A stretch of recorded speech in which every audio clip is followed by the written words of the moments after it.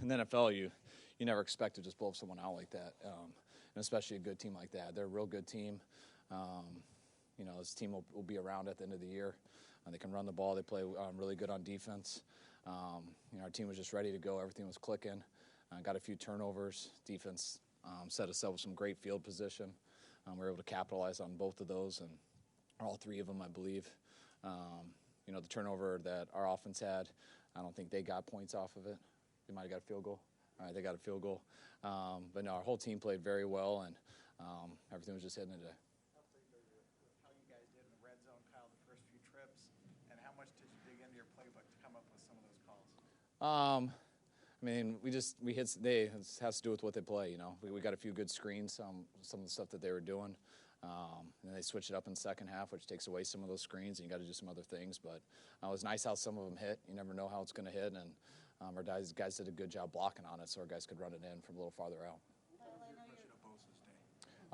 Probably the same as you guys. It was pretty damn impressive. I'm sure when I watch the tape, it'll even look better.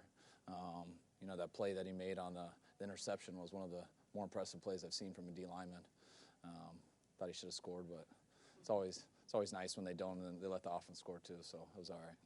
He just turned 22. Are you surprised at his kind of poise? And he's kind of seems to be matching what his brother has done, who's a veteran in the league. I think since the first day he's gone here, he doesn't change. No matter how everyone looks at him or how he plays or whether he's hurt or not, he's always very even kill, always the same. I think people like that are very impressive. He's just very confident in himself, and the more he plays, the better he'll get, as long as he can stay healthy, because he's a special player, and definitely hasn't arrived yet. He's got a lot more to go, but he's been playing extremely well.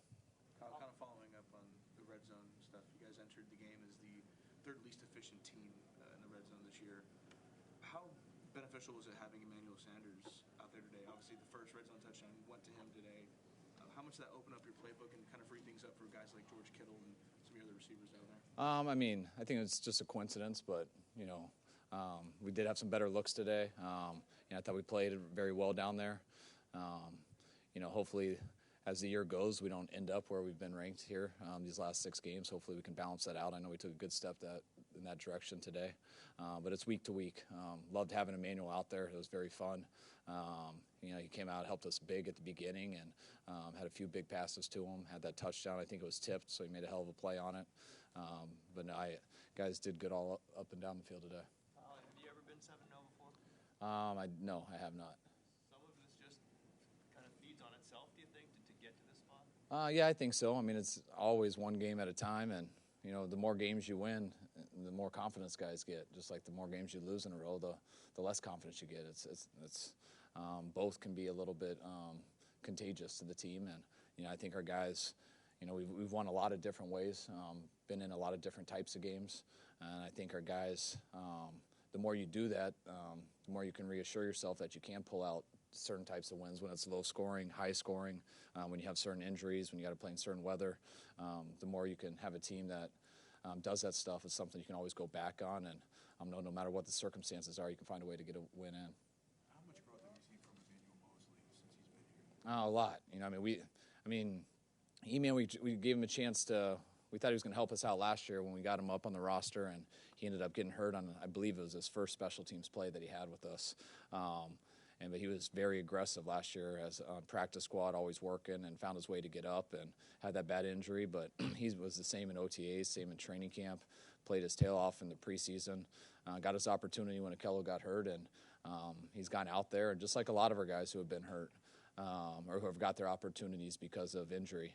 The game hasn't been too big for them. They've looked the exact same way they have in practice every day. They don't get too into who they're going against or too nervous under the big lights. And he's gotten better each week the more he plays, and I think that'll continue. How much of a challenge has it been creating these game plans and these designs without your 2 tackles and your fullback these last 3 weeks? It's always a challenge. But it's hard. It's not the first time, having to do it. We've all been coaching for a little bit, and the more situations you go through, the more you learn how to do it. And I know it sounds like a huge challenge when you are down to, your 4th and 5th tackles, but that's kind of an insult to those guys because those guys definitely haven't been playing like fourth or fifth tackles. So they made it a lot easier to put game plans together because they've been impressive. Is something like that possible because you have most of these guys now for multiple seasons and you've had that foundation in place?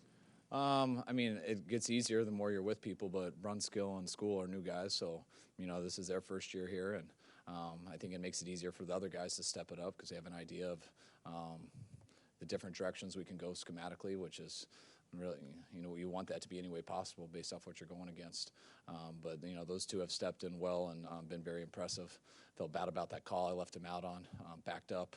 That was a tough deal for School, but that happens to a lot of people. But try to keep them out of those situations with their play calls. What was the win like, and did that affect your play calling at all today? It didn't affect mine, and I was very well aware of it going out. For the times I've seen, Jimmy throwing the wind and stuff, he's been pretty effective. And so I try to just ignore it. I know it would mess me up if I was thinking about throwing because I can't throw in anything. So I just try to watch how he throws, and if it's not bad, then I don't let it affect my mind. And if it is, then I'd adjust. You and Tevin obviously had familiarity coming in here, but has there been a readjusting process for him, or is it just a matter of things click for him? As you said, Emmanuel? Yeah, no, Oh, Tevin. Tevin? Yeah. No, I think Tevin's very similar to how he was when I was in Atlanta. Just his skill set and everything doesn't change.